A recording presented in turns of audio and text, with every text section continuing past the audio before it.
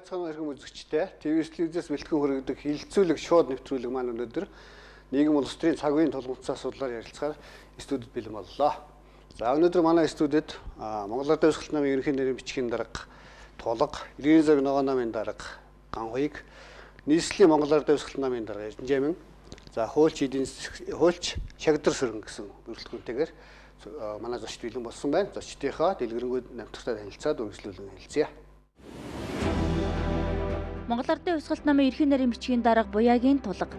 Дархуул аймагт төрсөн 1997 онд Дархуул аймгийн 15 дугаар сургуулийн математикийн гүнзгийрүүлсэн сургалттай ангийг төгсөөд улмаар 2001 онд Монгол Улсын их сургуулийн математик, компьютерийн сургуулийн хэрэглээний математикч, 2010-аас 2011 онд Форд Амын их сургуулийн улс төрийн шинжилгээ ухааны факультетийг магистрийн зэрэгтээ төгссөн.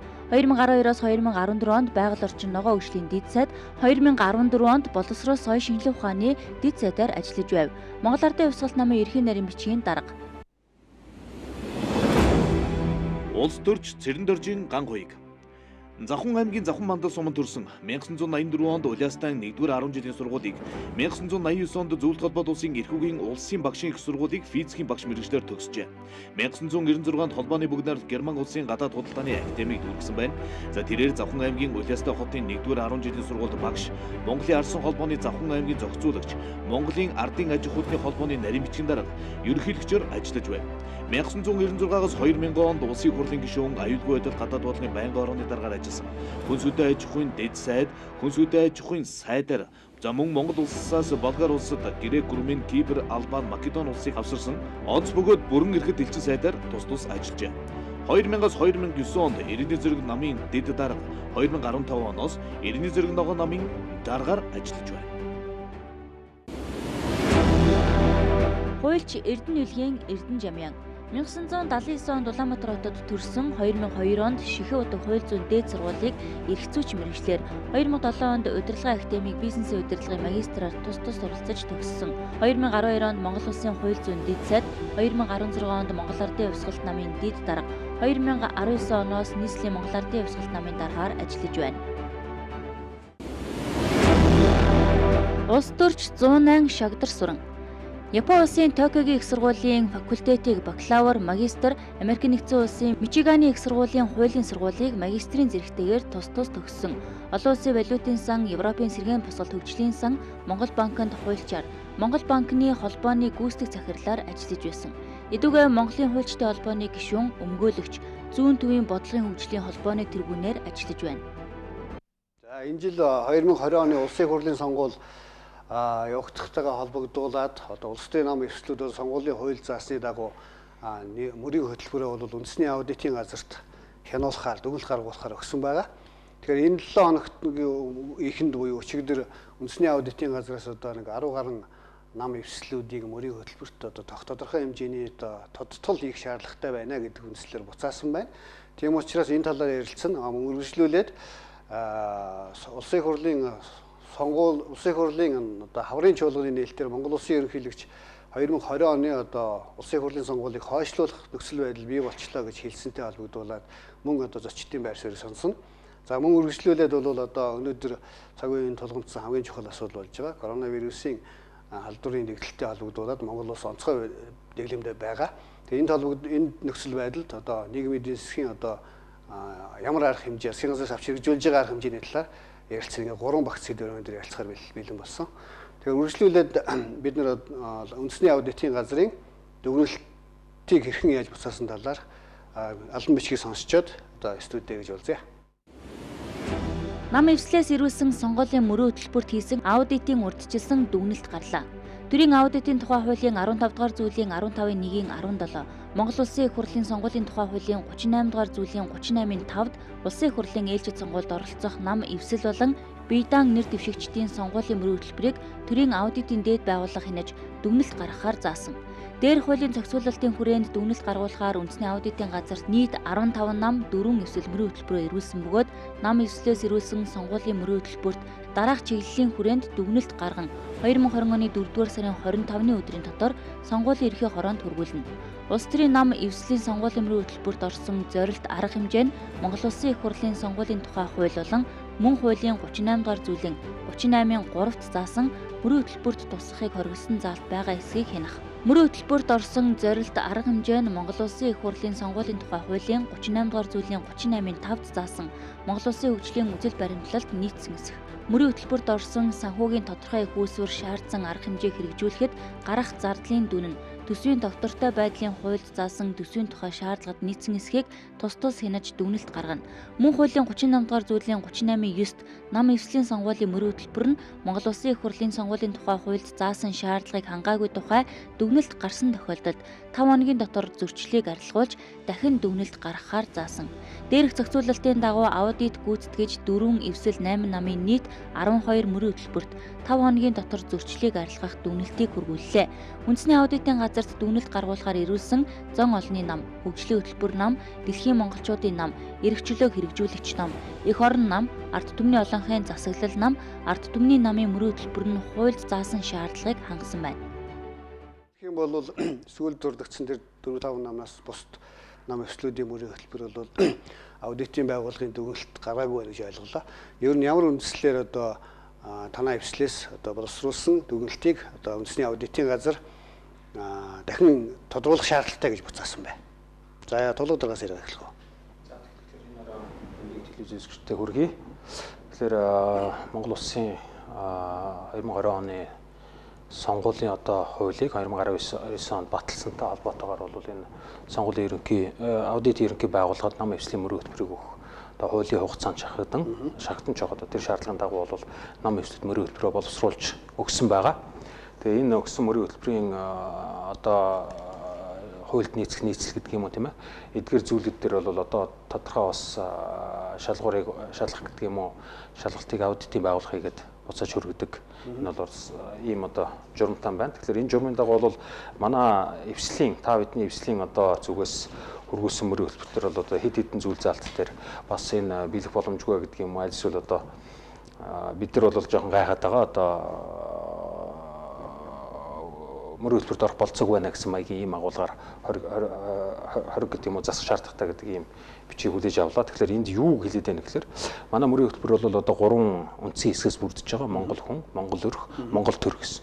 Тэгэхээр Монгол хүн дээр бид нар яах ёстой гэхээр Монгол хүний одоо ажил хийгээд хөдөлмөр эрхлээд олж байгаа одоо хөлс орлого нь амьдралд нь хүрэлцдэг байх энэ зорилтыг Монголын одоо төр тавих ёстой байна.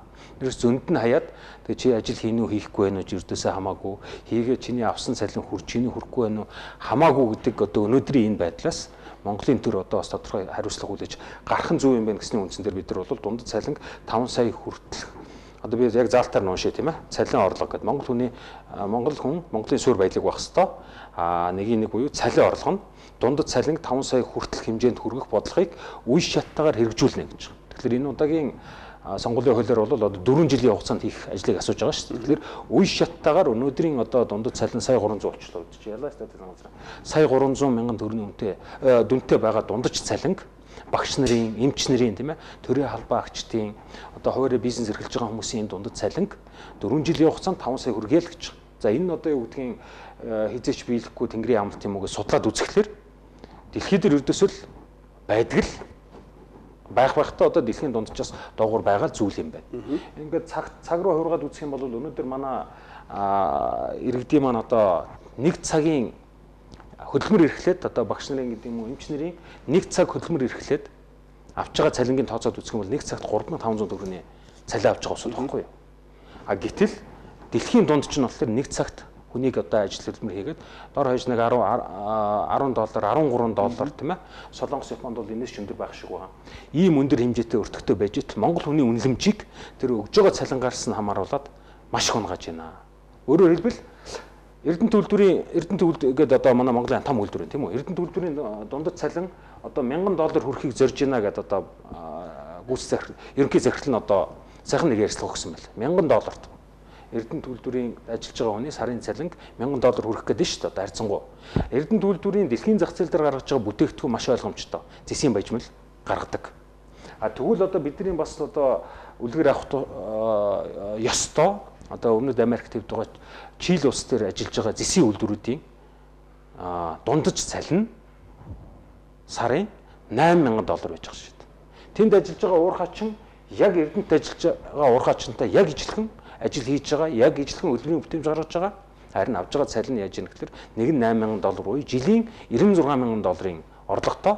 А манад болохоор энд яг жилийн $12,000 орлоготой. Гэтэл Эрдэнэт үйлдвэрийн аваад үзэх юм бол одоо бараг бүхэл монголчуудын ажиллах юмсан, Эрдэнэт үйлдвэрт ажилд орчих юмсан гэдэг ийм үйлдвэр нь ийм үнэлгээтэй байж хахад яаж одоо монгол хүний цалин бид нар хүн шиг амьдруулж, яаж Солонгост очиж одоо юу гэдгийг буудлын өрөө цэвэрлэж тийм ээ, айл нүүлгэж, айлын одоо гэр цэвэрж, нойл цэвэрж бүх одоо чадaltaй хүмүүсээ, бүх залуучуудаа тийшээ алдахгүй барихын тулд Монгол улсад одоо энэ болцоог бий болгох ёстой гэдгийн зорилтыг тавьсан. Харамсалтай нь одоо аудитын байгууллагын аудитын байгууллага гэхээсээ илүү Монгол Улсын их хурлын сонгуулийн одоо тухай хуулийг баталсан энэ саяны 19 онд баталсан одоогийн их хурл тийм ээ.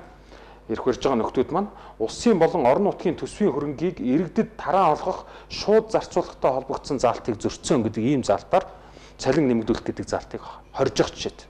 Энэ өөрөөр хэлбэл бид нар 5 сая төгрөг хүрэх цалингийн зардыг зүгээр өгнө гэж хэлээгүй шүү дээ. Ажил хийлгээд хийсэн ажлын зөв үнэлдэг болъё л гэсэн ийм бодлогыг л одоо боловсруулж оруулъя гэж байгаа. Энэ бол одоо юу гэдэг нь ганцхан арга хэмжээгээр хийгдэх ажил биш. Цогцоор нь одоо цогц арга хэмжээ авсны үр дүнд бий болох ийм үр дүнг л одоо зарласан юм байна.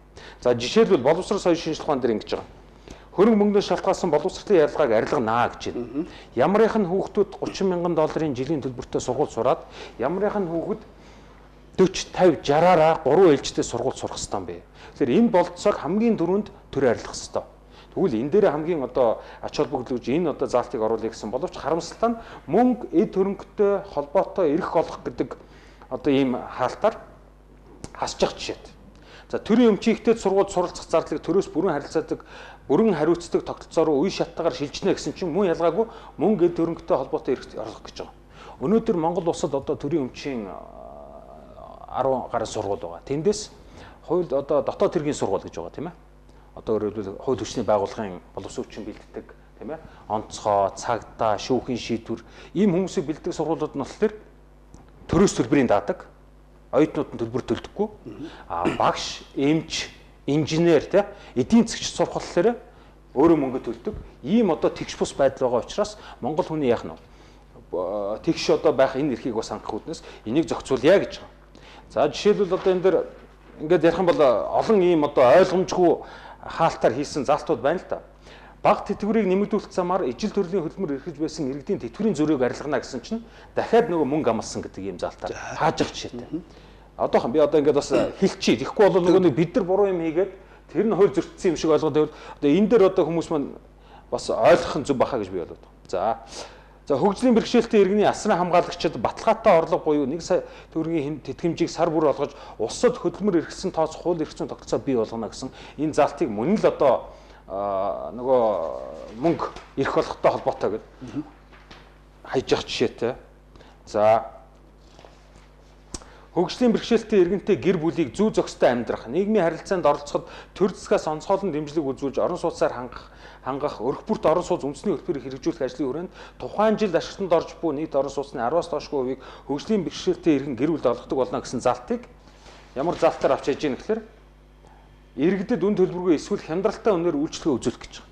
Хөгжлийн бэрхшээлтэй иргэдэд бид нар л одоо өөрөөр хэлбэл харж хандахгүй юм болов өөр хин харж хандах үү тийм ээ. Гэх мэтлэн одоо ийм залтууд байна. За энэ дээр бас хамгийн сонирхолтой нэг залт бол байгалийн баялагтай холбоотой 5 толгой ордыг үндсэн хуульд нийцүүлэн ард түмнийхээ мэдлэлд байлгаж ажилуулнаа гэдэг. Одоо сая батлагдсан үндсүүл бидний хэлж байгаа байгалийн баялаг Монголын ард түмний дунд байх ёстой гэсэн энэ залтыг авах хэлээр юу гэж хасж ийн гэхээр одоо уул уурхаан газрын тос эрдэс баялаг болон бусад салбарын орлого түнчлэн улс орн нутгийн төсвөөс иргэдэд аливаа хишиг хөв тэдгээртэй адилдах бусад зүйл хүртээх гэсэн ийм залтаар аваачиж хасж явах жишээ. Тэгэхээр 5 толгой ордыг ард түмний төлөө 100% ард түмнийхээ мэдлэлд байлгахыг гэхээр байлгахгүй гэж одоо хуульчилж оруулж зааж байгаа нь одоо юу гэж ойлгохдохгүй тийм ээ.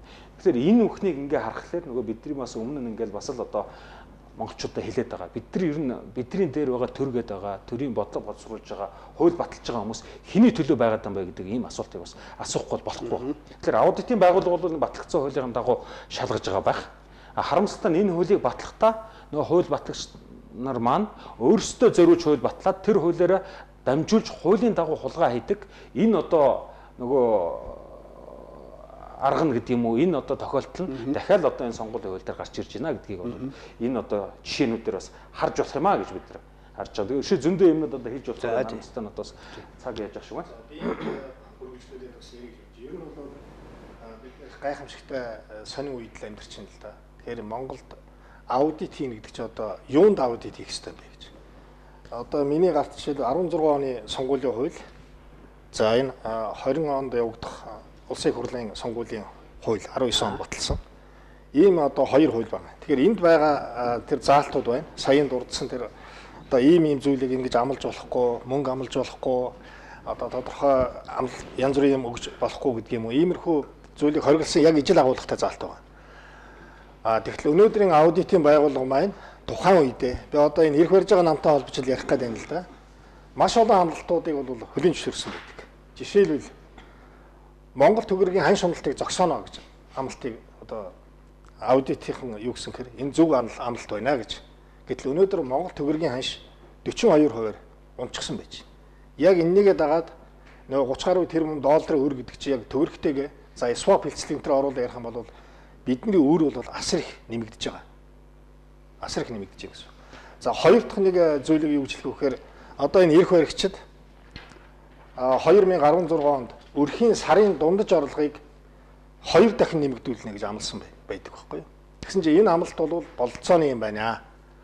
Энэ хэрэгжих юм байна гэд аудитын байгууллага дүгнэлтээ гаргаж өгч ирсэн байдаг. Ардын намынханд. Гэтэл өнөөдөр одоо та бүхэнд би нэг хүснэгт харуулъя. Энд бас энэ хүснэгтийг бас манай үзэгчдэд харуулж өгөх их сайн байна. 2016 оны 6 сард долларын ханш 1965 төгрөг байжээ. Ингээ өнөөдөр 2020 оны 1 сард 2744 яг өнөөдрийн байдлаар бол түрүүн би гаргахтаа бас хань шаарлаа 2785 төгрөг болсон байна. Ингээд үзэхээр тэр үед дундаж цалин 16 онд 8888 төгрөг байсан. За эрх баригчдын одоо статистикийн байгууллага гаргаж байгаа судалгаагаар бол дундаж цалин 1,242,700 төгрөг болжээ гэж.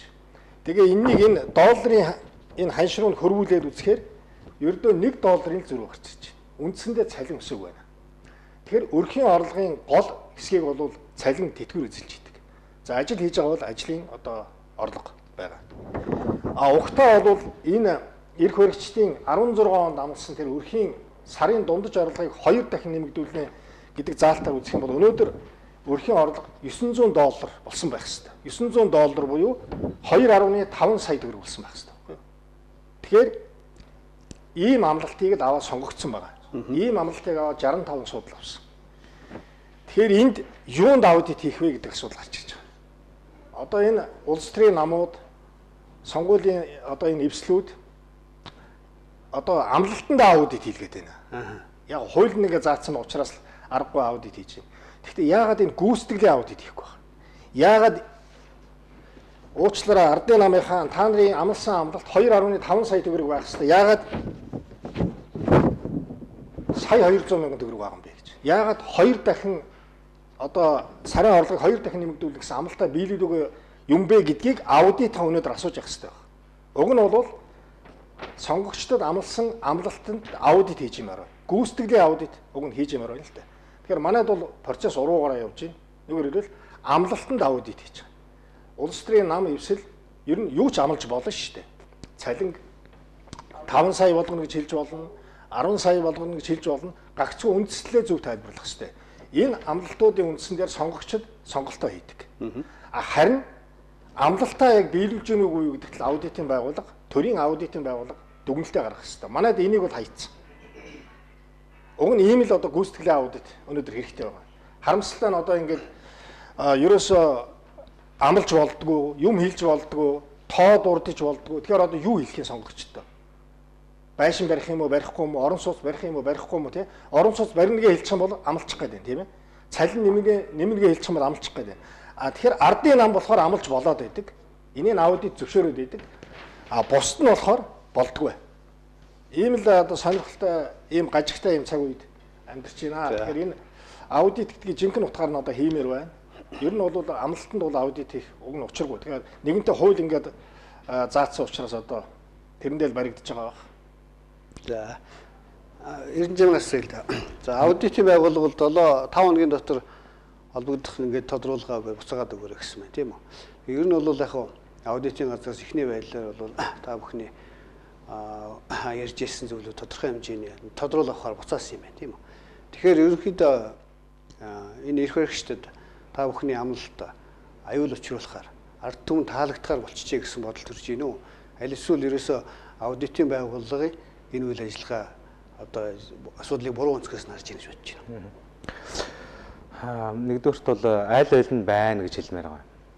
За аудитын байгууллага бол эхлээд шал одоо юу гэдэг хоосон юм дээр аудит хийж байгаасаа ган уяг дарга маш тодорхой хэллээ.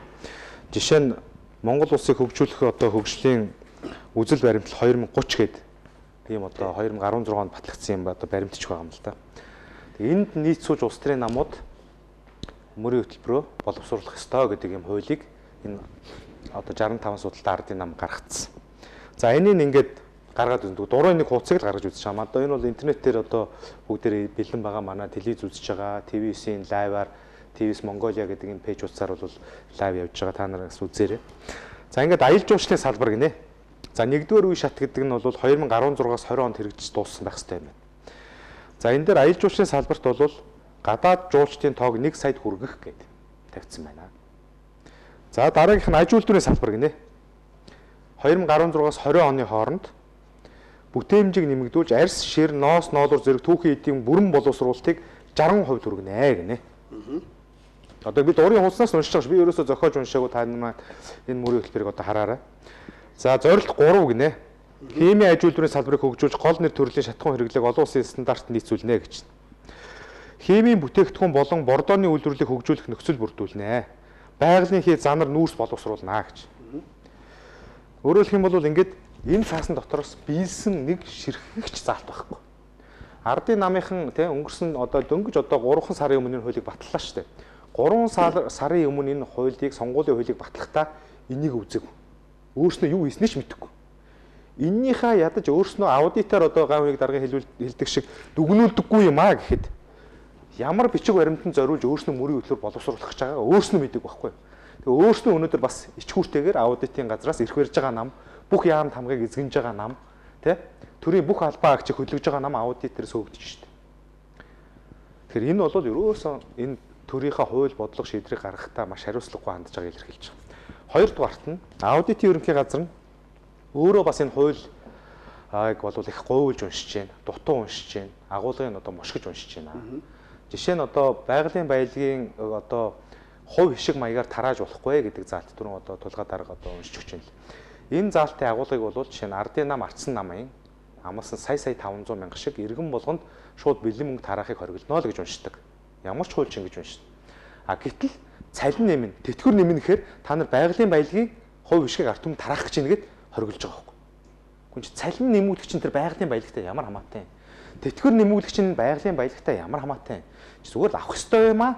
Авъя гэж байгаа юм хүсэл мөрөөдөл байхгүй да. Тэгэхээр ер нь бол аль аль нь байна. Ингээд аль альнаас нь ингээд харахад бол ардын нам, эрх барьж байгаа нам бол нэгдүгээрт маш хариуцлагагүй хандж байна. Хоёрдугаарт маш айдастай байна. Гуравдугаарт өөрснөө амьд үлдэхийн тулд юу ч хийхээс буцахгүй байна гэсэн дүгнэлтийг бол хийж байгаамаа. Миний гарт сонгуулийн хууль байна л да. Сонгуулийн хуулийн 38 дугаар зүйл бие сонгуулийн мөрийн хөтөлбөр гэсэн заалт. Тэгэхээр энэ дээр бол одоо шилжих юм бол цалин тэтгэврийг нэмж болохгүй. Жишээлх нь дээрэс нь бол төрийн үйлчлэгийг үнэгүй болгохыг хориглоно гэж. Монгол газар шороон дээр байгаа хүн яхаараа цалин тэтгэврээ нэмүүлэхийг энэ Монгол улсын хуулиар хориглодог. Ер нь яхаараа Монгол улсын төр иргэндээ зориулсан үйлчлэгийг үнэгүй болгох ёстой гэдэг чиг хандлага руу явах ёстой байхад сонгуулийн хуулиараа хориглочоод энэний дагуу энэний эсрэг одоо мөрийн хөтөлбөр боловсруулсан намыг бид бүртгэхгүй гэж сууж идэг. Тэгээ энэ бол ардын улс төрийн намуудын хувьд ерөнхийдөө энэ улсын хурлаас баталж байгаа хуулийг үзэж энд анализ хийж энтэй тэмцэл ерөн өнгөрсөн хугацаанд яхан таарахын явснаас болоод ингээд ийм хөсөнөөр батлуулж. Бид нар бол энэ талаар бол байнга сонгуулийн хууль батлагдах болгоомд нь хэлж ярьж тэмцдэг. Тэ энийг бол дандаа ардын нам арснаа бол хамтарч баталдаг. Нэгдүгээр тэнийг хэлье. Энийг бид нар манан гэдэг байгаа. Энэ хоёр бол яг адилхан хүмүүсээс бүрдсэн. Бүгдээрээ хувийн компанитай. Тэгээд хувийн компанийнхаа ажилчдыг хамгийн бага хөлсөөр ажиллуулах сонирхолтой. Тэ ажилчдынхаа цалинг нэмэхгүй байх сонирхолтой. Тэгээд одоо боолын одоо хөдөлмөрх юм энэ ч ашиг болоо сууж идэг ийм хүмүүс бүгдээрээ банк санхүүгийн байгууллагатай. Хүүнээс ашиг олоод сууж явахыг хүсдэг хүмүүс. Бүгдээрээ уул уурхаатай.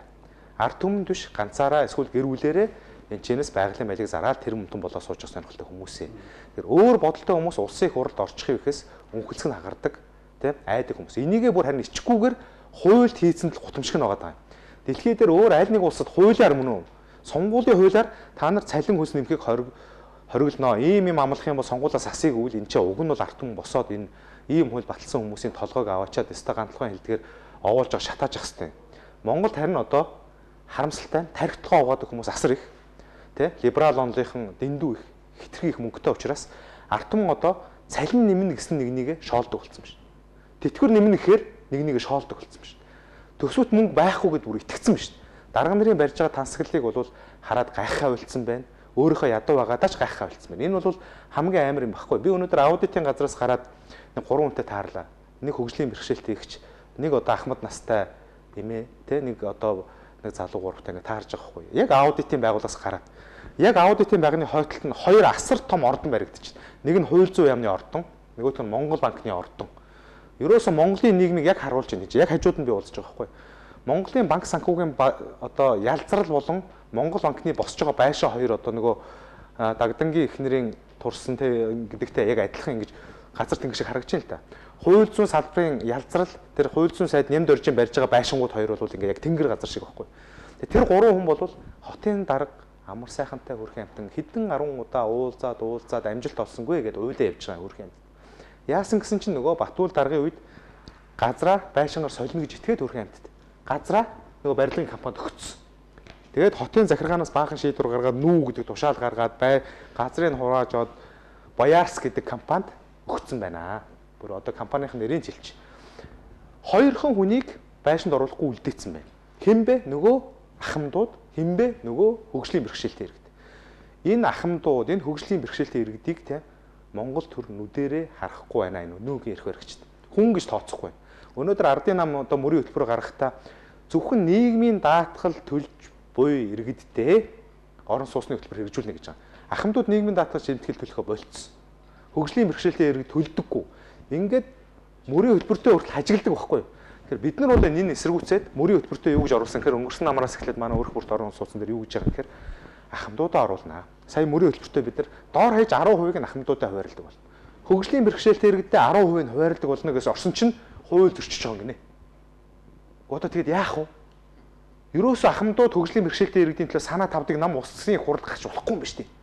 Ингээ хуулиар хорьцсон байж тээ Монголын ард түмээ ахмадуудаа хөгжлийн бэрхшээлтэй иргэдээ та нар маань ядуу байгаа байргүй байгааг чинь цаана ийм хүмүүс яваад байгаа шүү. За энэ шийдвэрс нөгөө. За би болохоор энэ удаагийн сонгуульд бол яг ингээд намуудтай аудитаас тавьсан шаардлагад нийцүүлээ ч юм уу сонгуульд одоо орох хэрэг авахын тулд ингээ аргалаад ч юм өнгөрөх байх л та. Ер нь бол энэ сонгуулийн тухай хууль ер нь үндсэн хууль зөрчиж байгаа юм биш үү? Ард иргэдийн чөлөөтэй шууд сонгох эрхийг талдж байгаа юм биш үү гэсэн өнцгөөс хараад байна л да. Тий. Энэ бол жишээ нь одоо төрийн байгууллагаар улс төрийн намууд улс төрийн үзэл бодлыг хянуулдаг, зөвшөөрөл өгдөг тийм ээ. Иймэрхүү тогтолцоо бүрэлдэжжээ. Тэгээ энэ одоо бодвол үндэсний аудит гэдэг чинь хурлаас томилж байгаа. Тухайн үед одоо ирэх үрж ирсэн намууд гишүүд тийм нийлээл томилж байгаа ах. Тэгээ ийм хүмүүсээс одоо бусад намууд сонгуульд орох зөвшөөрлөө аваад сууж байгааг бол ерөөсөй ойлгохгүй байна. Жишээ нь одоо юу гэдэг те хууль зөрчиж болохгүй, үндэсний хөгжлийн бодлого зөрчиж одоо нийцэхгүй байж болохгүй гэж юм л да. Гэтэл бид сонгуульд юу гэдэг одоо төсвийн доктортой байдлын хуулийг өөрчлөе л та. Бид энэ үндэсний хөгжлийн зорилтыг бас жоохон өөрөөр хиймээр шүү дээ. Гэт ингээд нөгөө ард иргэдтэй сонголт өгөхийг бүгдийг ингээ хаачиж агаад за бүгд адилхан манай нам манай одоо төр засгийн үед хийсэн бодлогыг хэрэгжүүлэх юм шүү гэж байгаа юм болчиход байгаа.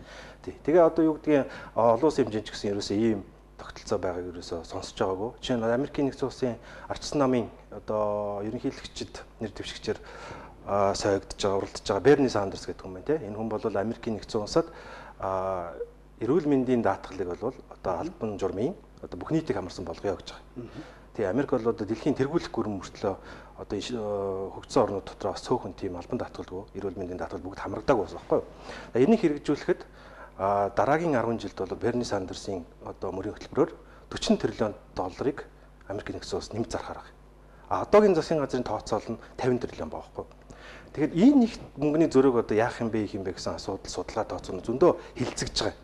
Тэ. Энийг бол юу гэдэг Америкийн аудит нь өөг наа чин ямар нэгэн хууль одоо төсвийн манай тооцоололтой зөрчилдөөд байна ч гэдэг юм. Тийм байдлаар хориглох нь бол ерөөсөө сонголт ард иргэдийн энэ үндсэн хуулиар олгох зэрэг алдаж байна л гэж харагдав. За одоо тэгэхээр аудитын байгууллага 5 хоногийн дотор металлаа дахиж өгөх ёстой тийм үү. Тэгжээж бид нар чинь танаа улс төрийн хүчин бол сонгуулийн ерөнхий хорооллоо тэдний тодорхойлтыг барьж ичээж бүртгэх ёстой шүү дээ.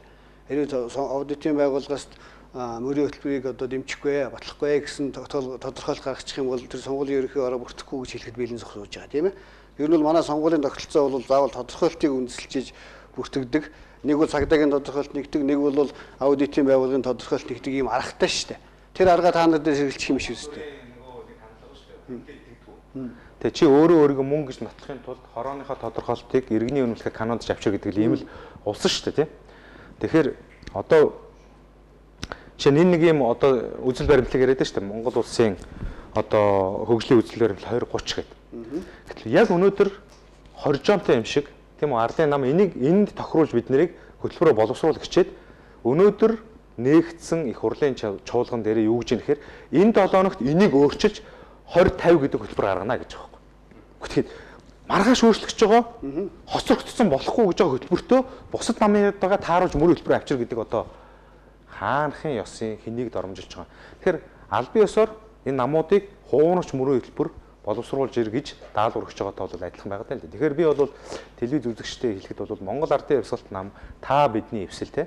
Та бидний эвсэл те. Та бидний зовлон нэг багхгүй юу? Арт түмэн те. Зээлтэй хүмүүс, цалин багтай хүмүүс, амьдралд нь хүрэхгүй байгаа группийн те орлоготой тэтгэврийн орлоготой зовлон нэг. Тэгэхээр бид нар бол хизээч зорилгоос ол ухрахгүй. Бид нар энэ удаагийн сонгуулиар ч энийг яриаг. Тэгэхээр бид нар бол зорилгоос ухрахгүй учраас ямар нэгэн байдлаар бид нар бол энэ мөрийн хөтөлбөр бол энэ эрх бүхий байгууллагад бүртгүүлэх бах. Тэгэхдээ бидний ярьсан зорьсон бүх юм бидний зүрх сэтгэл хэвээрээ шүү гэдгийг хэлэх хэрэгтэй. Тэгэхээр энд миний зүйлийг дараагийн асуудалтаа бас орох гал яагаад багш.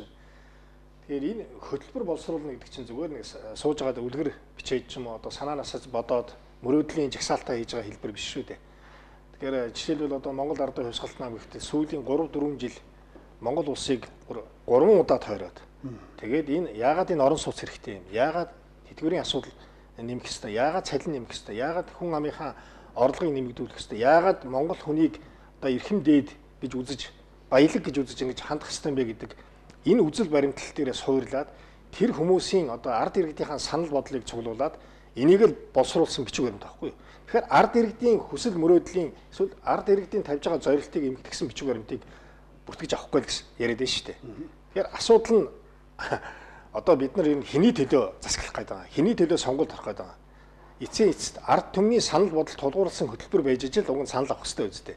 Миний ойлгож байгаагаар бол яг та бидний эвслийн хөтөлбөр бол яг л ийм үзэл бодол, ийм тодорхой хүсэл мөрөөдөл зорилтын ийм тулгуур бичиг баримт байна. Нэг хэлчихэд одоо жишээлбэл Эрдэнэ жимэнд дараасаа түрүүнд дурдлаа ардын намын алсын араа 20-50 гэдэг.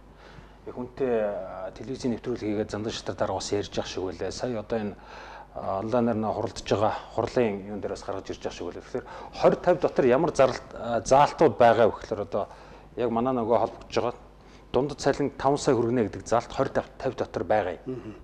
2050 онд дундад цалин 5 сая хүргэнэ гэдэг заалттай байхгүй юу? Өөрөөр хэлбэл өнөөдөр чи хэдэн болоо 2020 он. 30 жилийн дараа таны цалин, дундад цалин өнөөдрийн Солонгост хар ажил хийдэг хүний дундад цалинтай ижлэгэн болгоно гэдэг ийм мөрийн хөтөлбөр яриад ийм одоо алсын хараа ийм бодлоготой байгаад тахлаар бид нар ардын намаас одоо өөрөөр хэлбэл зөрөөд байгаамаа. Бид бол 24 он гэхэд энийг хийх ёстой, тийм ээ? 5 жилийн дотор, 4 жилийн дотор Монгол хүний цалинг, Монгол хүний үнэлэмжийг, Монгол хүнийг баялаг гэж тооцоод нэмэгдэх ёстой гэж бодоод байгаа. Найз нар маань буюу ардын намын нөхдүүд маань 50 он гэхэд л одоо 5 сая хүрвэл та нар болноо. Байгалийн баялаг та нарт хамаагүй шүү. Харин байгалийн баялагийг лиценз эзэмшиж байгаа хэдэн одоо олигархууд, хэдэн нөхдүүд л эзэмшиж явах ёстой. Та нар энтэй битгий юмэр гэдэг ийм л одоо үзэл бодлын зөрүү ялгаа байгаад байгаа учраас энийг өөрсдөө хуульчилж өгöd байгаа байхгүй юу? Тэгээ нөгөө бид нар тэрийг ярихлаа та нар хууль зөрчиж байна. Дургу хүргээд байвал та нарыг те 24 онд та нар дунд цалин өсгөнө гэдэг байвал сонгуульд оруулахгүй шүү. Наад ард түмний цалингийн чинь 2050 онд бид нар болох гэжсэн чинь та нар одоо 24 онд болгоод байгаа гэдэгтээ агаар нэг ийм л зүйл яриад байгаа байхгүй. Тийм учраас бид нар энэ Монгол хүний цалин 5 сая хүрэхэд байна шүү дээ.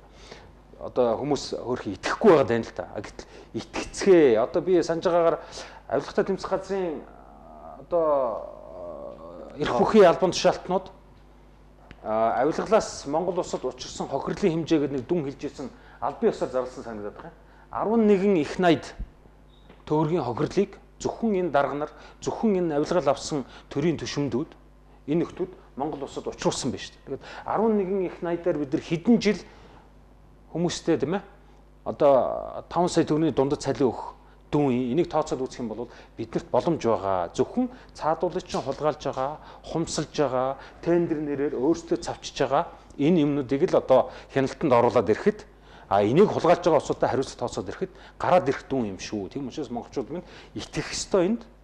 Энэ дээр ямар ч одоо эргэлзээд ах зүйл байхгүй гэдгийг бас. За дурдмаар. За дараагийн нэг чухал үйл явдал бол бас олон хүмүүсийн улс төрийн хүрээнийхэн болон хүмүүсийг сонирхож байгаа үйл явдал бол улсын их хурлын чуулганы нээлт дээр Монгол улсын ерөнхийлөгч Баттулгын хэлсэн 2020 оны улсын их хурлын сонгуулийг хойшлуулах нөхцөл байдал бий болсон. Учираас хойшлуулах нь зүйтэй гэдэг талаар одоо эрх хэрэгчдэд хандсан гэж би ойлгож байгаа. Энэ талаар ямар үндслээр ингэж хэлсэн юм бэ гэдгийг сонсчоод өргөжлөж ярилцъя. Дараах арга хэмжээнүүдийг хэрэгжүүлэх нь хямралыг сөрөх, эрсдлийг багасгахад тустай байх болно. 1.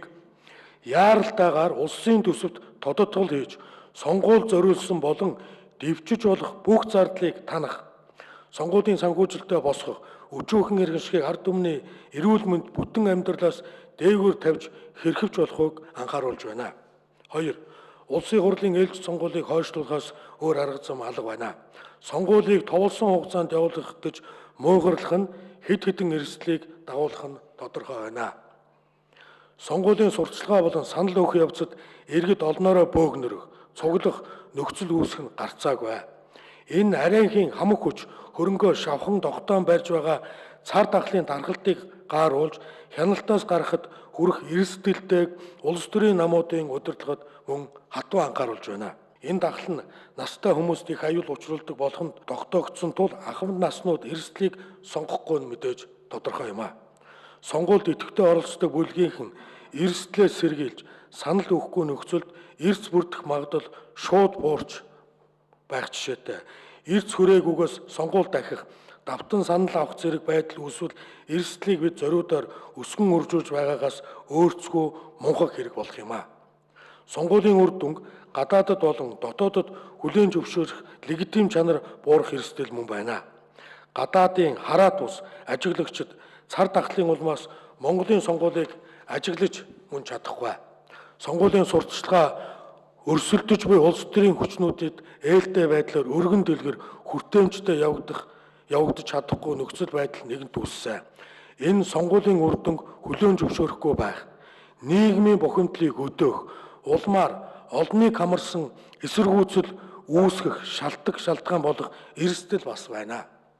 Тийм учраас үндэсний аюулгүй байдал, нийгмийн доктортой байдлын үүднээс улсын хурлын ээлжид сонгуулийн товыг зарцааж, сонгуулийг хойшлуулах нь хамгийн эрүүл ухаалаг шийдвэр байх болно. За өөрөөр хэлэх юм бол Монгол улсын ерөнхийлөгч Баттулга бол өц төр чуулганы хурлаан дээр ингээд сонгуулийг хойшлуулъя гэдэг санаачлага гаргачлаа тийм үү. Тэгэхээр сонгуулийн одоо оролцохоор бэлтгэлээ хангаж байгаа улс төрийн өвчнүүдийн хувьд, эвслийн хувьд ямар байр суурьтай байгаа? Ерөнхийлөгчийн байр суурь, та бүхний байр суурьд ямар хөө вэ? Ер нь сонгуул явагдана гэдэг бол манай ард иргэд тэр хоромхон хугацаанд төрийн эрхийг хэнд атгуулах уу гэдгийг шийдэж байгаа. Заримдаа бол төрийн эрхийг атгаж байгаа нэг хэдхэн секундын хугацаа юм л да. Тэр энэ үйл явцыг, энэ хариуцлагатай мөчийг амгалан тайван ийм нөхцөлд зохион байгуулах хэрэгтэй л да. Хэдийгээр 6 сард сонгуул явагдахаар ингээд одоогийн хуулийн тусгасан ч гэсэн шинэ коронавирусын нөхцөл бол дэлхийг өөрчилж байна. Дэлхийн зөвхөн энэ явж байгаа хөгжлийн бодлого биш, эдийн засгийн бодлого, ер нь бол хүн ардтай хандах хандлага, засаг төрөөс явуулах бодлого хүртэл үндсээр өөрчлөгдөж энэ бодлогонд хүн болон улс орон болгон өөрсдөнд дүгнэлтүүдээ хийж байгаа. Тэгэхээр ерөнхийлөгчийн энэ байр суурийг бол ер нь зарчим байгууллагууд дэмжиж байгаа. Тэгэхээр Монгол улсын аюулгүй байдалтай холбоотой 6 асуудал байдаг. үндсэн асуудал бий. Энийн хоёр нь өнөөдөр бол яа харахгүй хөндөгдөж байна. Эдийн засгийн аюулгүй байдал. Тэгэхээр Монгол улс одоохондоо яг хүнсний хямралд хараахан яагаагүй өртөөгөө боловч ажилгүйдэл хэмжээг нэмэгдэж байгаа. За өрчтрийн байдлаар бол 10,000-аад хүн ажилгүй болж байна гэж ярьж байна. За өнөөдөр бас би бас хүмүүстэй ингээ уулзаа явж хахад зөвхөн нүүрсний одоо нүүрс гаргаж байгаа, нүүрс экспортлж байгаа 10,000 жолооч, тээврийн жолооч нар ажилгүй болсон байгаа. За говь компани гэтэл зөвхөн одоо говь одоо өөрийнхөө тэр ноолгорын үйлдвэрийн 250 ажилтныг цомгтгсон байна. За мөн одоо группийнхаа хэмжээнд 2,000 одоо ажлын байр цомгдох тухай ярьж байна.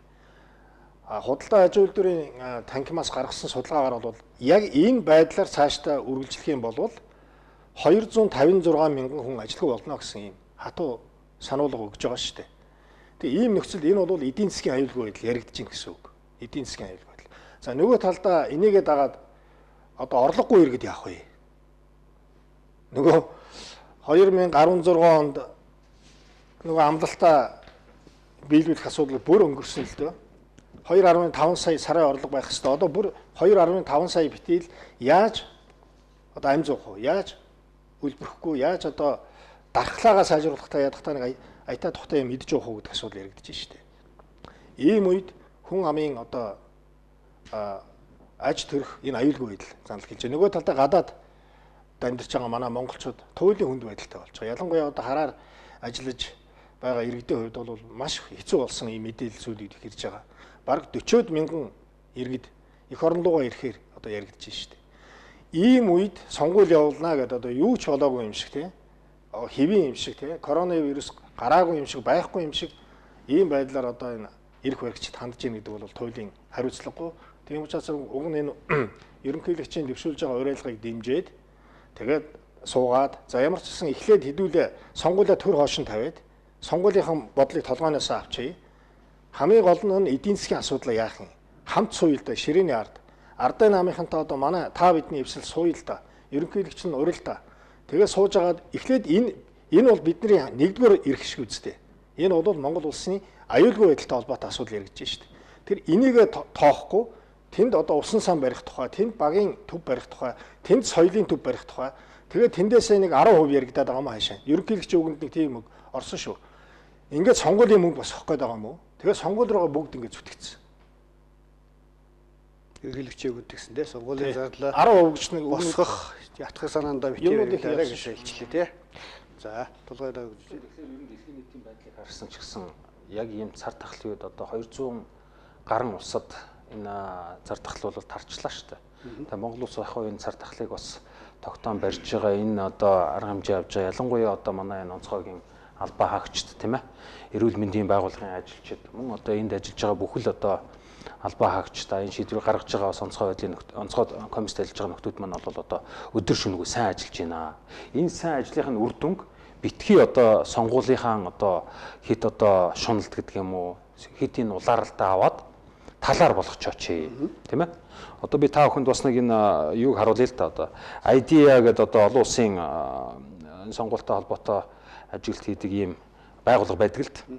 Тэгэхээр энэ байгууллагын одоо гаргасан судалгаагаар өнөөдөр одоо коронавирусын цар тахлаас болоод нийтдээ дэлхийн 200 гаруй улсад одоо сонгуул болох байснаас 46 улсад сонгуулийн хойшлуулах шийдвэрийг аль хэдийн гаргацсан байна. Тэгэхээр эцсийн дүндээ яаж ийм гэхээр мэдээж одоо юу гэдгийг энэ бүтэхгүй байгаа нөхдүүдийг солих нь чухал хэрэг. Гэхдээ эдрээсээ илүү чухал нь Монгол хүмүүрийг одоо эрүүл аюулгүй орчинд байлгах нь хамгийн чухал байхгүй. Тэгэхээр аюулгүй байдал гэдэг бол эрүүл мэнд тийм ээ өвчин зовлонгүй байхаас гадна бас өдөр тутамдаа чинь хүнстэй хоолтой орлоготой байх асуудал нь чухал байгаа байхгүй. Энэ ажлаа хийхгүйгээс болоод ерөнхийлөгч бол бүр хүрээнд уриалга гаргасан. Сая чуулганы нээлтээр ч хэллээ. Харамсалтай нөгөө нэг энэ парламент маань бусад асуудал дээр одоо яаралтай нөгөө сандал суудал ширээ алдан томилгоон дээр болохоор маш онц тусаар ээлж тусаар хуралдаад шийдээд идэг асуудлаа 4 сарын 5-6-нд л одоо чуулга эхлэх ёстой гэдэг маягаар. Тэгээ эхлэхдээ одоо боо юм болоод хоорондоо зайтай суун хол суун гэдэг. Гэтэл чинь яг амьдрал дээр гудамд байгаа одоо иргэд маань одоо өнөөдөр та бүхэн бас энэ зургийг харах юм бол тийм ээ эрүүл мэндийн даатгалын хөнгөлөлтөө эмээ авахын тулд ийм хэмжээгээр бөөгнөрчөөд нөгөө хамгийн эрсдэлтэй бүлэг гэж байгаа ахмадууд маань банкны үүдэнд, аптекийн үүдэнд ингээд бөөгнөрөөд байж хахад юун тэр их хурлын 76 гишүүн одоо хол байж хуралдахгүй, ойрхон байж хуралдахгүй. Бүгдээрээ бушуухан хуралдаад энэ асуудлуудыг шийдэлтэй. Ерөнхий сайдын одоо хэрэгжүүлж тавиад санаачлаад байгаа арга хэмжээнүүдийг яаралтай эрх зүйн орчныг бүрдүүлж өгөхгүйгээс болоод ерөнхий сайд нь тэнд нэг юм амлал байдаг. Баахан амжилтыг одоо гордоогод байдаг. Нөгөө банкн дээр очихлоор, нөгөө байгууллагууд дээр очихлоор тийм юм байхгүй, шийдвэр ирээгүй гэдэг. Шийдвэрийг хэн гаргах гэхээр их хурл оролж иж гаргана. Одоо сонгуулийн хууль дээр ч гэсэн бид нэр сонгуулийн хуулийн анх эхэлж байхад хэлсэн шүү дээ. Цар тахлын үед бушуухан сонгуулийн таваа хойшлуулаа. Тийм ээ? Одоо хэдүүлээ энэ сандал ширээ одоо юу гэдгийг яг энэ бодлого болох юм а түр хойшлуулж хагаад яг энэ одоо онцгой байдлын үед бол бүгдээрээ нэгдэж хагаад энэ онцгой байдлаас яаж хамгийн бага хохиролтоор гарах уу гэдгээ хамтдаа суугаа шийдэл дээ. Бид нар тийм ч учраас та бидний эвслээс гаргасан одоо бүхэл зүйлийг одоо ус төржүүлэхгүйгээр одоо ийм зүйлийг ард түмэн хүсэж байна. Бид одоо годомд ард түмэнтэй уулзаад яваад байгаа учраас ард түмэн ийм зүйл дээр анхаарал байна. Энийг шийдээд өгөөч гэж хэлж байгаа байхгүй юу?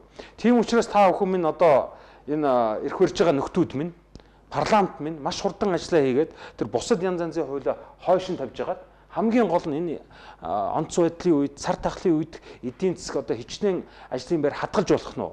Хичнээн хүнийг одоо хоолтой хүнстэй байлгаж болох нь гэдэг шийдвэрүүдээ гаргаж өгөөч гэдэг дээр бид нар одоо гуйж хүсээд гэдэг юм уу байгаа юм л та. Тэгэхээр энэ дээр бол одоо ерөнхийлөгчийн гаргаж байгаа энэ байр суурь бол үнэхээр одоо зөв байр суурийг баримталж чинь ягаад гэвэл их хурлын 76 гишүүн маань сонгуул бодоод бүгдээрээ орон нутагт тойртой гүжичээд бүгдээрээ орон нутгийн тендерээсээ яаж одоо өөрийнхөө компани руу өгүүлэх үү гэдэг ийм одоо хөөцөлтөд явах болоо.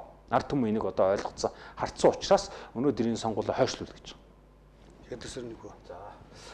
Юу энэ одоо сонгуул 6 сарын сүүлээр явагдах гэдэг бол үндсэндээ бол сонголтгүй сонгуул болох гэдэг харагдаж байгаа. Тийм. Сонгуул гэдэг үгний утга учир бол уг нь олон нам ингэж уралдуулж ээж олон хүний яриа хөөрөг сонсч ээж ийм сонгох одоо боломж ирдэг байх л та. Тэгээд энэ одоо олимпийн тоглолтыг 7 сард байсныг Японоос хойшлуулсан тийм ээ. Энэ бол ердөө юу штэ. 7 сард цар тахал болохгүй гэсэн юугаар биш л дээ. Үндслэлээр юу гэхээр 7 сар хүртэл тамирчид нь бэлдэж чадах уу гэдэг асуудал байсан. Тэрүүнтэй адилхан манай энэ дөрөв ган хуйг дарагч ярьлаа. Аажуу 50 нөхцөлд сонгуулийнхаа үйл ажиллагаа бүрэн дүүрэн явуулж ээж ард түмний сонгох эрхийг хангах хэрэгтэй болохоос биш одоо нэг их 5 их 80-ийн арга хэмжээ авлаа. Сонгуул болтол барагтаа бол арга юу сонгуулийн ч юм уу улс төрийн арга хэмжээ явагдахгүй юм байна. За ингээд газ нөгөө арга хэмжээ 5 их 80-ийн арга хэмжээ хүртэл юу байх шүү дээ. 10 сарын 1-нд хүртэл гэсэн. Өөрийнхөө нөгөө засгийн газрын бүрийн эрхийн хугацаа нэг 3 сар удаа авуулчихсан тий. Өөрөөр тэр бол хэрэгжээд үр дүн нь харагдаад ард түмэн үнэлэх бол ямар ч боломж өгөхгүй гэж байгаа юм. А дээр нь бол яг та ер нь ерөнхийлөгч бол онц байдал зарласан ч болох юм одоо гэж надад бол харагдаж байгаа. Ягаад тэгэхээр Япон улс бол саяхан онц байдал зарлалаа. За манайх бол одоо голдоо энэ өвчнөд тэмцэхтэй гамшигын тухай хуулийн хүрээнд тэмцээд байгаа. Тэгэхээр энэ нь болохоор хорио цээрийн дэглэм гэж нэг л үг байдаг. Хорио цээрийн дэглэм гэж юу юм? Хүний эрхийг яаж хязгаарлаж болох юм те? Юуг нь хязгаарлаж болох? Тэр зохицуулалт айгуу тийм бүдүүх хөл байхгүй юу? А гэтэл бид өнөөдөр карантинлж тийм ээ 14 хоног 21 хоног карантинлж гэрт нь гаргаад хүний эрх чөлөөг сар гаруй одоо хязгаарлаж байна. Үг хэлэх янз бүрийн хязгаарлалтууд тавьж эхэлж штэ. Энэ чинь бол онц байдлын хуулинд бол нэлээд нарийн далтаа заасан байдаг байхгүй юу? Тэм учраас үдийч одоо онц байдлаа зарлаад сонгуулиа хойшлуулад эртнээс товлоод тийм ээ. Тулгаж аваад бас тоглохоор ч бас утга учиргүй ард түмэн сонголт хийх хэцүү болчихно. За ерөнхийлөгчийн уриалгыг дэмжиж хэрвээ сонгуулийг хойшлуулъя гэж яавал энэ жилиг өнгөрч эх жил 21 он сонгуул хий гэсэн санаагаар дэмжиж гинүү аль эсвэл эрх намрагтай багтаж сонгуул хий гэдэг утгаар та бүхэн нэмж байгаа юу? Энэ намрагын өгөн дотор бол сонгуулийнхаа зардлыг төвччихье гэсэн үг байгаа учраас би тэгсууж юм л да. Магадгүй 20 оныг тэр чигээр нь алгасаад 21 онд энэ төсөв гаргал яасан юм гэж хэлж байгаа юм гэж ойлголоо. Бүхэл бүтэн жилээр хойшлуулж болохгүй байх гэж бодож байна. Нэгэнт бол яг өнөөдрийн нөхцөл байдал бол бид нар дотооддоо бол улс дотроо дэгдсэн халдвар байхгүй байгаа шүү дээ. Зөвхөн гаднаас ирж байгаа одоо тий гадаадын эсвэл монгол хүмүүс л одоо вирус одоо илэрч байгаа. Тэр утгаар зөөвөрлөгдөж авчирч байгаа гэсэн. Тийм учраас бид нар гаднаас авчирч байгаа иргэдээ ч юм уу зочдоо сайн одоо онцлоо тусгаарлаж чадах юм бол биднэрт бол дотоодоо харьцангуй тайван байна гэсэн. Энэ нэг тал нь. Тэгэхдээ өнөөдөр дэлхийд даяар энэ өвчин бол дэгдсэн байгаа. Өнөөдөр дэлхийд даяар хэдэн 10-100 мянган монголчууд маань ад үзэгдээ шовдрлогдоод ажлын байргүй болчиход сууж байна. Ялангуяа хараар ажиллаж байгаа тийм үү? Бидний одоо хараар гэж ярьж байгаа тийм визийн журамж өрссөн хүмүүс бол их хадуудаг хэцүү байгаа юм бил. Хөөхөм тэд нар бол янз янзаар хилэгдээд энэ тэнд ажиллаж байхдаа олдсон хитэн цаасаа наашаал ах トゥ амраг сатантай явуулдаг шүү дээ. Өнөөдөр ингээд хөл хорой тогтоогоод Европын ихэнх улсууд бол бидний шаардж байгаатай адилхан иргэдтэй болон тэнд амьдарч байгаа аль биесээр амьдарч байгаа хүмүүст бол сар болгон мөнгө өгч байгаа. Тэ? За сар болгон 500 евро өглөө шүү. Энэгээр эмээ аваараа, хоолоо аваараа гэрээсээ битээ гараарай гэдэг. А гэтэл нөгөө бүртгэлгүй буюу хараар ажиллаж байгаа хүмүүст бол тийм боломж байдаггүй. Тэг гараад ажлын байр нь байхгүй. Тэгэхээр тэд бүгдээрээ Монгол эх орн руугаа ирэхээс өөр арга байхгүй. Адилхан монгол хүмүүс. Тэгээ бид нар бол одоо хэрэгтэй үедээ аав ээж ах トゥ төр засаг нь доллар юаныг авчгаад яг өвчин тусан үед нь бол наана яаж хийж чад аргалаа бид нар эрүүл баймаар төлөж болохгүй маа. Тэгэхээр эрүүл аюулгүй байдлыг нь хангаад энэ хүмүүсээ бүгдийг нь авчих хэрэгтэй. Ирээ гэсэн хүмүүсээ. Харамсалтай нь өнөөдөр бол энэ төр засаг бол энэ ажлыг бол маш дутуу хийж байгаа. Элчин сайнтын яам дээр очиод санд төсөлтөөр ирэх хэр бүртгэхгүй байгаа. Консулууд нь ажиллаа хийхгүй байгаа. Ерөөсөө эзэнгүй газар хайцсан байгаа. Одоо тэгээд сүүлдээ юу гэж нэхэр онгоц хүрэлцэхгүй байна гэдэг ингэж байгаа. Нэг 6000 гэдэг тоо гаргасан мэлээ. Энэ бол ерөөсөө 6000-аар авах хязгаарлагдахгүй. Зөвхөн одоо чинь Европын ганцхан улсад ихтэл 6000 хүн бол наашаа ирэх гээд хоорондоо Facebook дээр тийм үү арга чарга хайж байгаа байхгүй да. Тэгэхээр одоо онгоц байхгүй байна энэ төр гэд хэлэх хэрэггүй.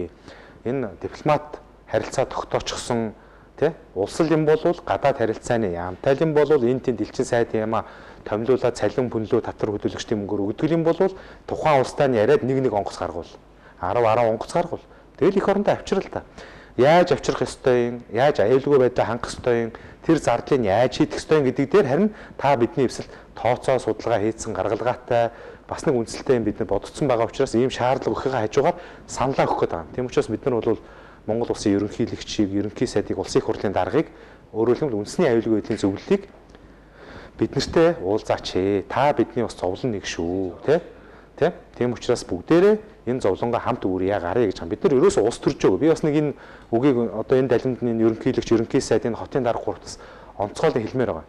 Ард түмэн тодорхой асуудлаар шаардлага тавихаар одоо их загнадаг болчихжээ. Та нар битээ улс төрчөөдэй гэж. Сүүлдээ улс төрийн намуудыг загнадаг боллоо. Нэг хотын одоо эм тэ эмийн мөнгөө яа игээд байж байгаа ард түмний нүдэн дээр тансаглал зөв зүгээр байгаа цэцэрлэг түрээлэн 3.2 тэрбум төгрөгөөр засж байгаа хотын дарга та нар битээ улс төржүүлээдэй гэл. Өнөөдөр ерөнхий сайд нахаал та нар битээ улс төржүүлээдэй би ажиллаа хийж юм гэл. Ерөнхийлөгч нь та нар битээ улс төржөөдэй би бас яана. Гэхдээ энэ хүмүүс чинь улс төрч штэ. Төсвийн мөнгө гэдэг чинь өөрөө улс төрийн асуудал. Эрүүл мэндийн асуудал ч улс төрийн асуудал. Хүний амьдрал ч улс төрийн асуудал. Та нар улс төрчихгүй, улс төрийн ажил хийхгүй, улс төр ярихгүй юм бол над улс төрийн албан тушаасаас бол бушуухан бол. Яг л энэ чинь улс төрийн ажил хийх сонгогдсон хүмүүс, бид нар улс төрийн ажил хийж байгаа хүмүүс, улс орныхаа ахуй амьдралыг, иргэдийнхээ эрүүл амьдралыг, цалин орлогыг ярихээр өөдөөс битээ улс төрч гэдэг бол ерөөс ажиллаа хийхгүй гэсэнтэй адилхан байхгүй. Тэгэхээр ингэж загнадагаа нэгдүгürt болж байгаа. Улс төрийн ажил хийж байгаа гэдгийг ойлгодгүй юм бол та нар улс төрийн албан тушаалаас болох хэрэгтэй гэдэг шаардлагыг бас хэлье гэж бодож байна. За та бидний яриа бол одоо баг дараагийн сэдвүүл шилжээд орохоор хэмжээнд очичлаа гэж үзэж байна. Өссөн өсөөгөө бид нар одоо нэг халдварт өвчний үед хэрхэн яаж амьдрах вэ?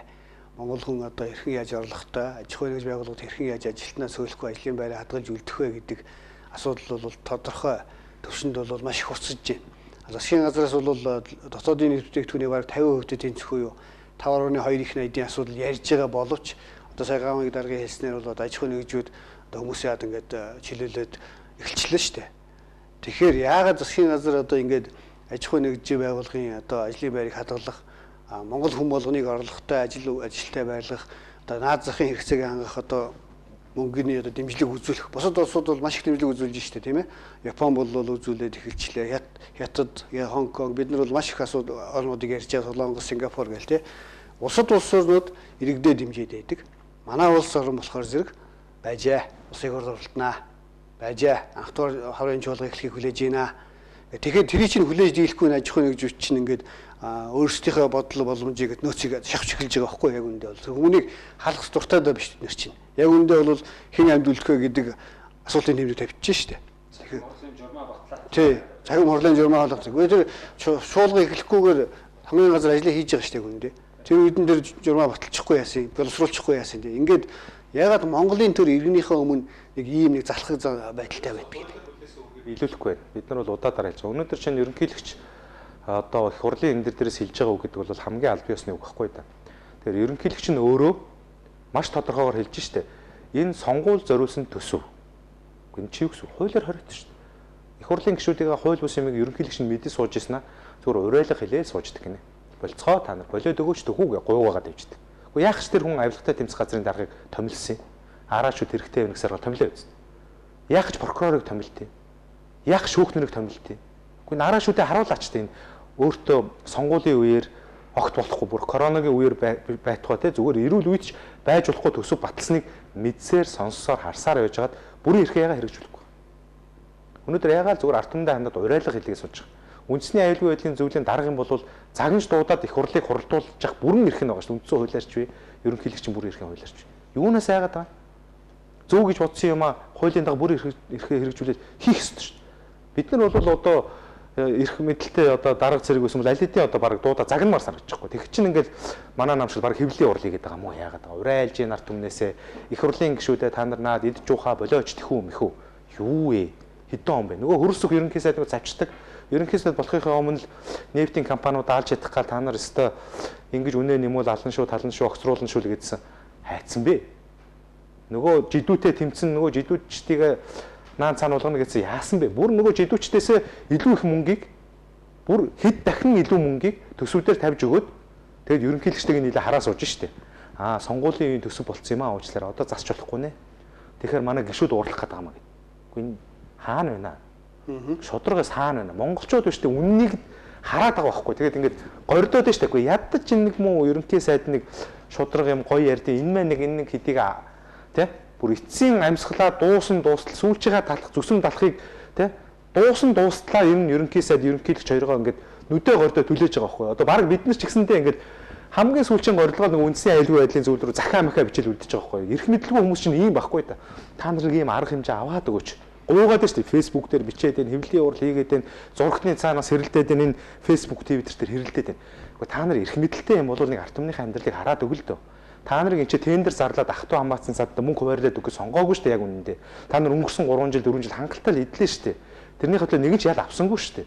Тэгээ одоо ядаж энэ өвчин зовлонтой үед нь карантинын тогтоож ажил орохгүй болгож хайчаад ядаж одоо ганц удаа амьдралыг нь харж үзээч нэг 5 харамцаас өгөөч гэхээр өөдөөс нь сонгуулийн үеийн төсөв байгаамаа задлахгүй. Сонгуул дуусны дараагийн ирэх барьж байгаа нам нь ховоосон төсөв авнаас тэгээд тэднийг яах нь харъя гэсэн маягтай ингээд сууж ийн гэдэг бол цайцсан луурчин дээрэмчдийн бүлэглэл энэ толгой дээр байгаас өөрцгүй байгаад байна. Тэр одоо энийг бол хэдхэн одоо улс төрийн намууд нь одоо шаардаад тэгэл улс төрчин төрж өгөөгөөрэ хэдэн дараа нар загнуулаад илгүүгээр телевиз үзэж байгаа хүмүүс минь ээ тэ лайв үзэж байгаа залуучууд минь ээ бүгдээр энийг хамтарч тэмцээ. Энэ дарга нарын төр биш шүү дээ. Энэ чинь монголчуудын төр, монгол төр байхгүй юу та. Монгол төр, монголчуудын төр. Энэ хэдэн манын 65 гишүүний төр биш байхгүй да. Энэ ганц ерөнхийлөгчийн төр биш байхгүй да. Тэгэхээр одоо төрийн жинхэнэ эзэн хинбэ гэдгээ бид нар бол гадаа гараад гудамжин жигсдэггүй маа гэхэд энэ сошиалор давлгааж би нэгэ дэмжмээр байна гэж ингэж хэллээ. За манай нэвтрүүлгийн цаг үндсэндээ ерөнхийдөө дуустагч байгаа учраас та бүхэн одоо өнөөдрийн сэдвтэй холбогдуулаад хэлээгүй зүйлсэн зүйлээ хэлээд тэгээд тусгайлаг. Ерөнхий сайд бас саяхан сангийн сайдтай хамт сурж байгаа өвхүү сэхүү гэдэг үрчлэгийн тухай ярьсан. Тэгэхээр өвхүү сэхүү гэдэг ийм орчинд сонгуул хийх гэж байгаа гэдэг бол туйлын адармаатай, туйлын ойлгомжгүй, туйлын тэнэглэл гэж хэлэх гээд байна л да. Тэгэхээр одоо та бидний эвслийн зүгээс энэ хүнд байдлаас гарах 9 зүйлийнхээ санал баг шаардлага гэхээсээ илүү 9 зүйлийнхээ саналыг төвшүүлж тавьсан. Тэр дундаас ихтэл одоо жишээлбэл иргэддээ сар болгон 200 мянган төгрөгийн одоо тэтгэмж олгоё гэдэг.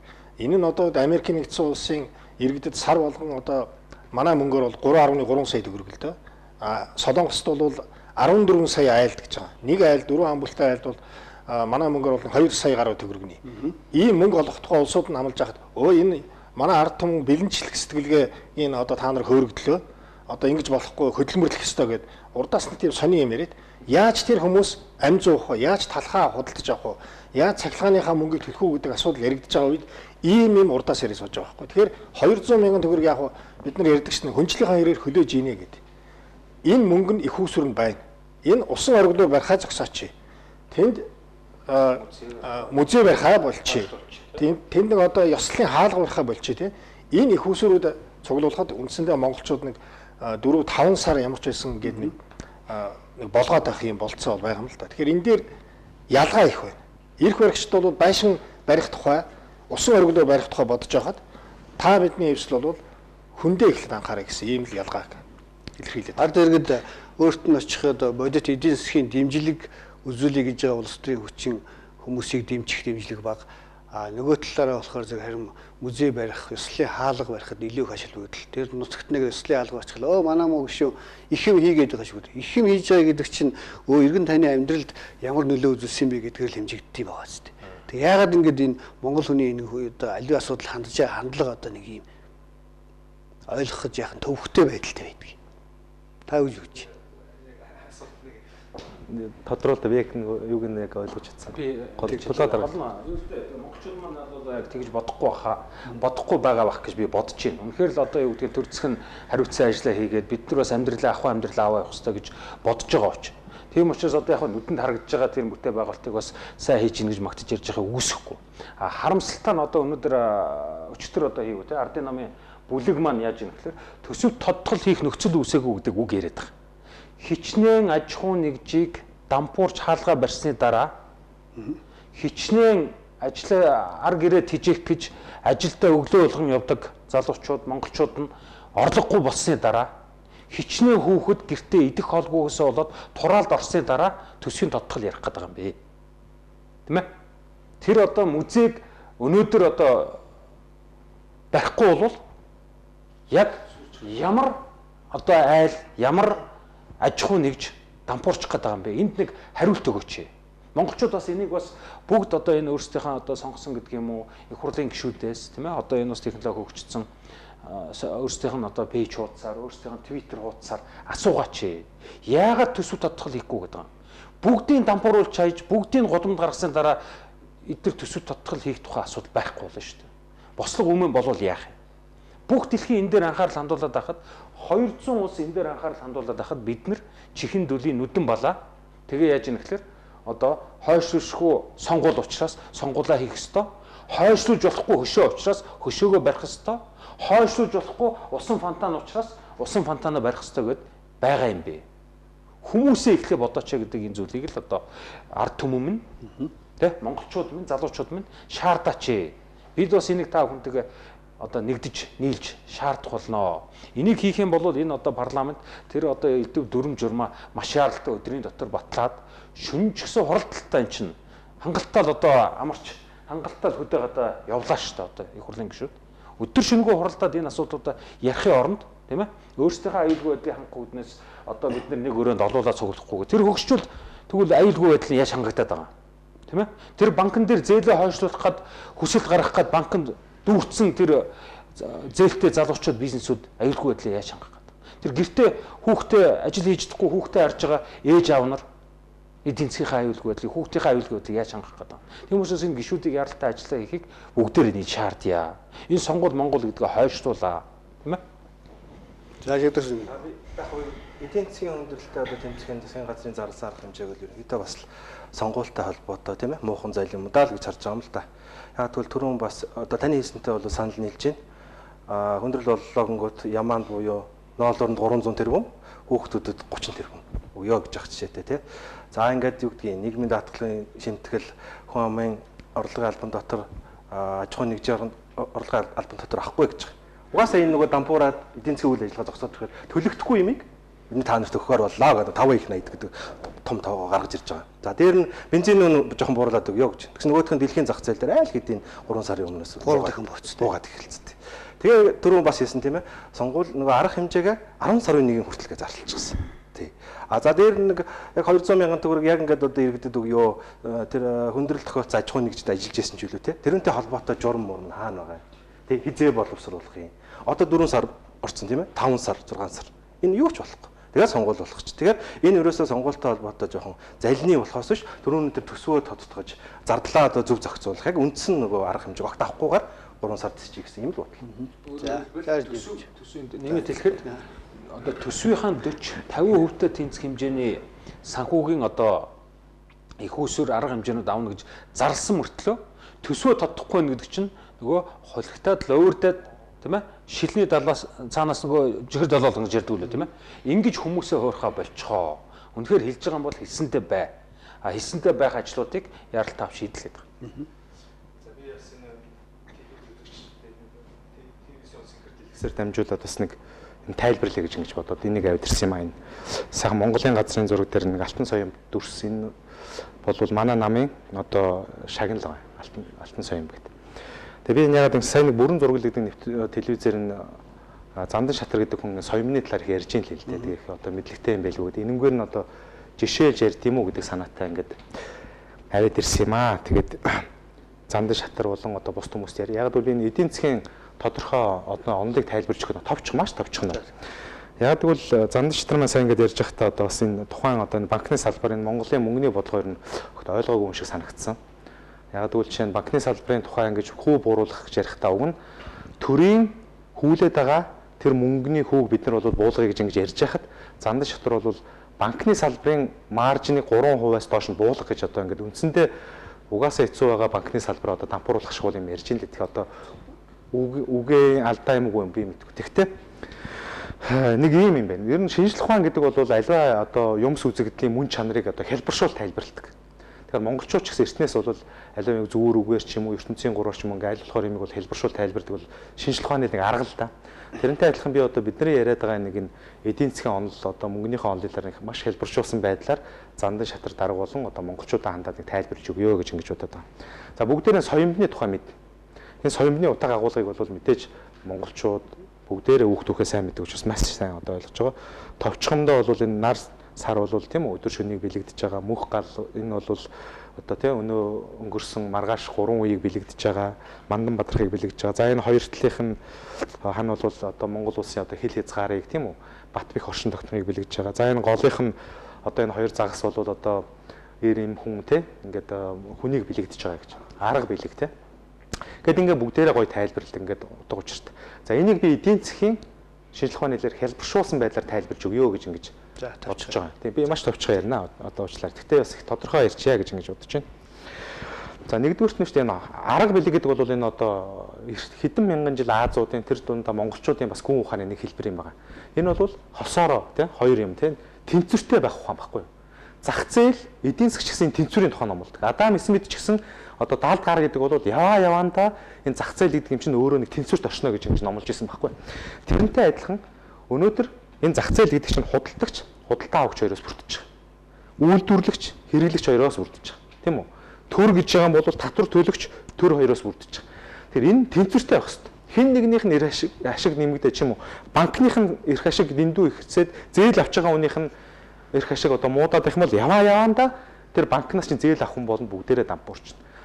Татвар төлөгчдөө дэндүү шулаад авах юм бол яваандаа энэ одоо тий татвар төлдөг хөнгөө болоо төрчин өөрөө хэцүү байдалд орно. Дэлгүүр хэрэглэгчээ шулаад авах юм бол үйлдвэрлэгч эсвэл хэрэглэгчээ гомдоогоод авах юм бол энэ зах зээлийн онол нь өөрөө тэнцвэр бие биендээ тэг шандах гэсэн ойлголт байдаг байхгүй. Тэгэхээр энэ тэнцвэрийг жишээ нь одоо юу гэдэг нь соём маань бол бас бид нэг гэж ойлгож болж байна. Тэгэд энэ тэнцвэрийг одоо за энэ одоо товчхон ярих учраас дараа нь бас тайлбарлая. Энэ хоёр баг нь бол хамгаалалт, хан хэрэм.